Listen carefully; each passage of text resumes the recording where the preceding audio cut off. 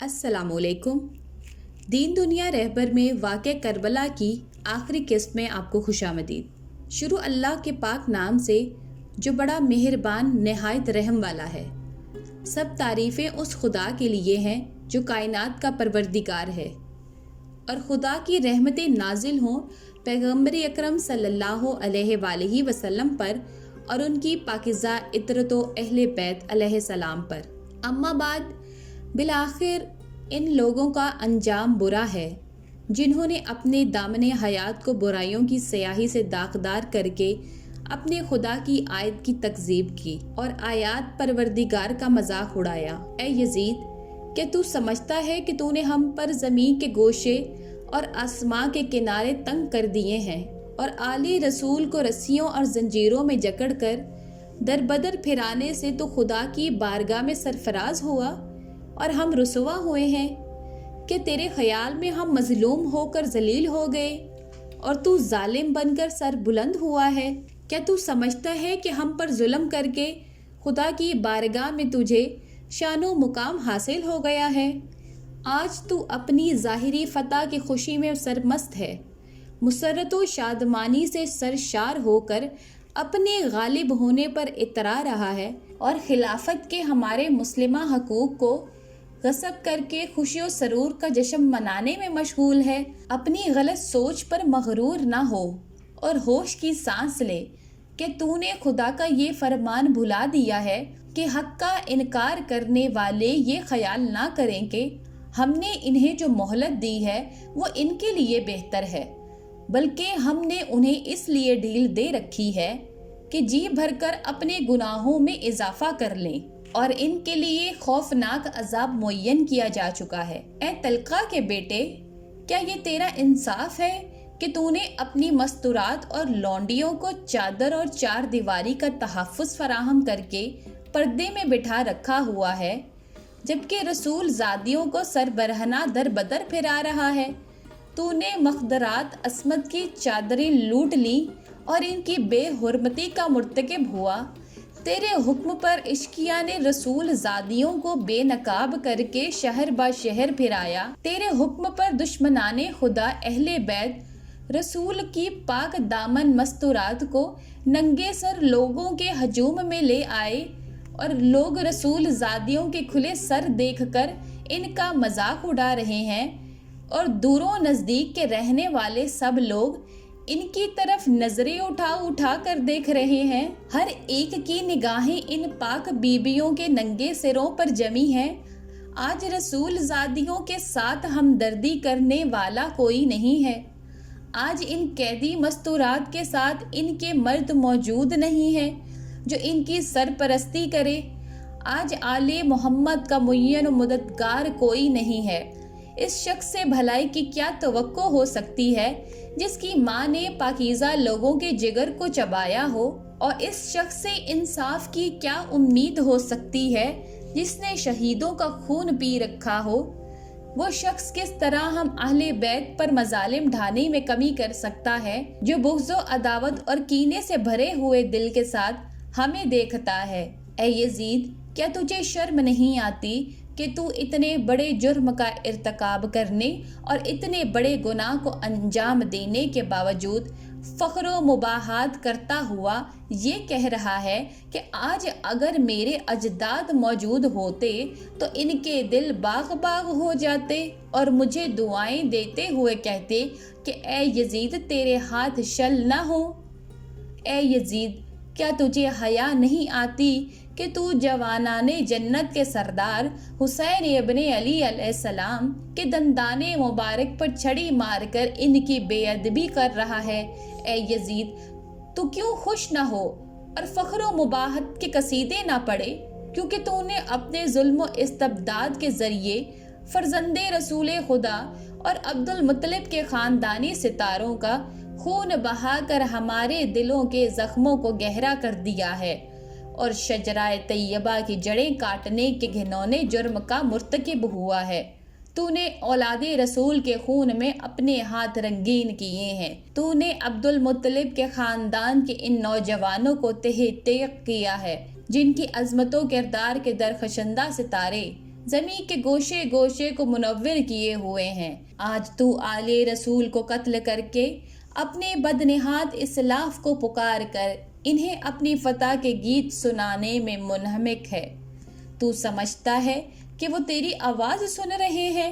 ان قریب تو بھی اپنے ان کافر بزرگوں کے ساتھ جا ملے گا اور اس وقت اپنی گفتار و کردار پر پشیمان ہو کر یہ آرزو کرے گا کہ کاش میرے ہاتھ شل ہو جاتے اور میری زبان بولنے سے عاجز ہوتی اور میں نے جو کچھ کیا اور کہا اس سے باز رہتا۔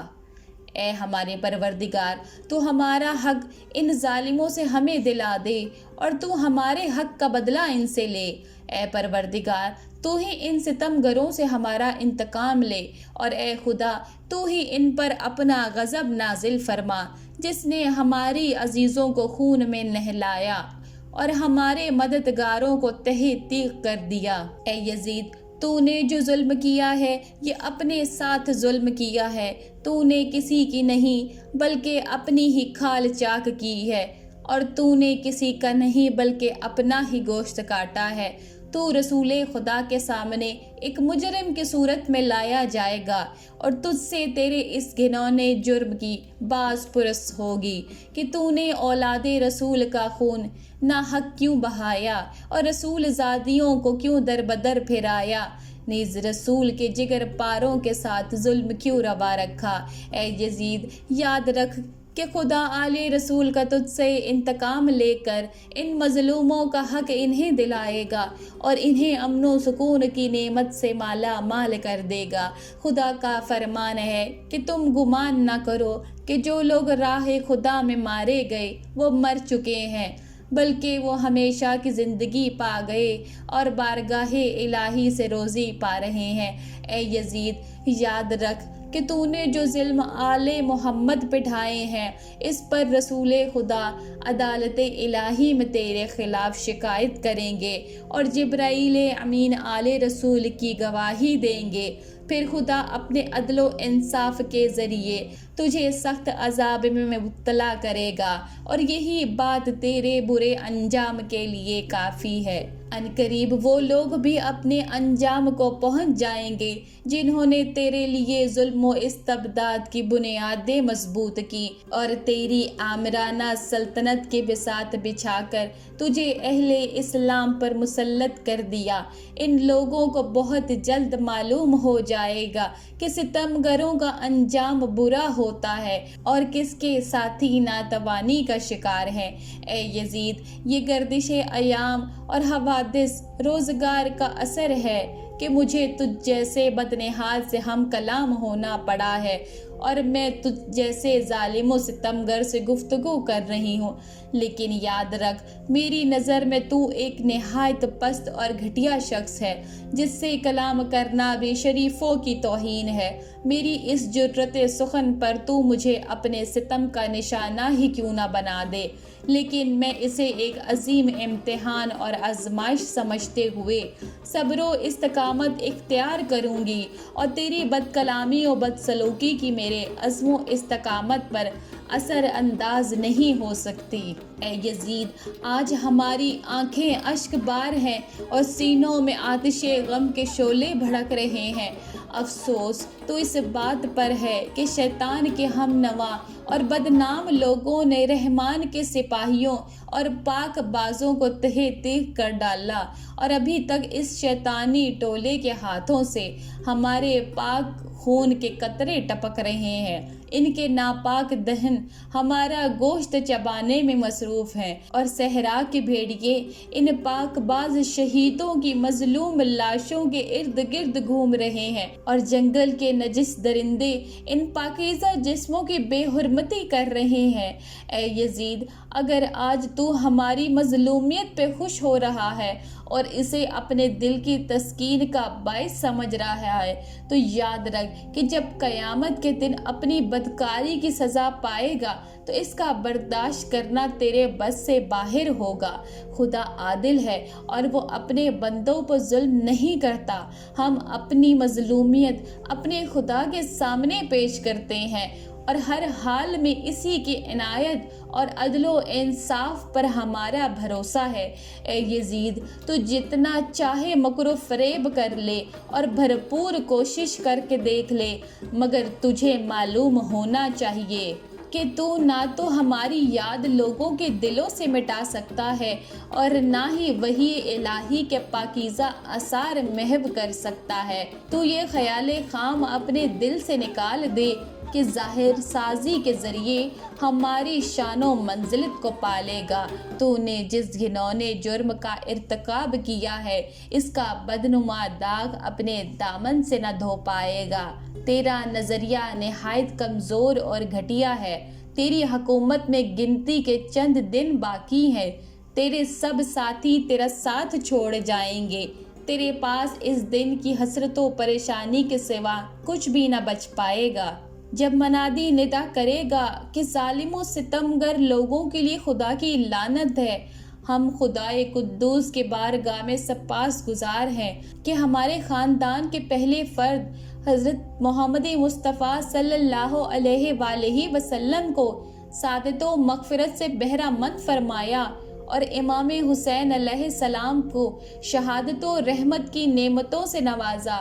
ہم بارگاہ ایزدی میں دعا کرتے ہیں کہ وہ ہمارے شہیدوں کے ثواب و اجر میں اضافہ و تکمیل فرمائے اور باقی سب افراد کو اپنی عنایتوں سے نوازے۔ بے شک خدا ہی رحم و رحمت کرنے والا اور حقیقی معنوں میں مہربان ہے۔ خدا کی عنایتوں کے سوا ہمیں کچھ مطلوب نہیں اور ہمیں صرف اور صرف اس کی ذات پر بھروسہ ہے، اس لیے کہ اس سے بہتر کوئی سہارا نہیں ہے۔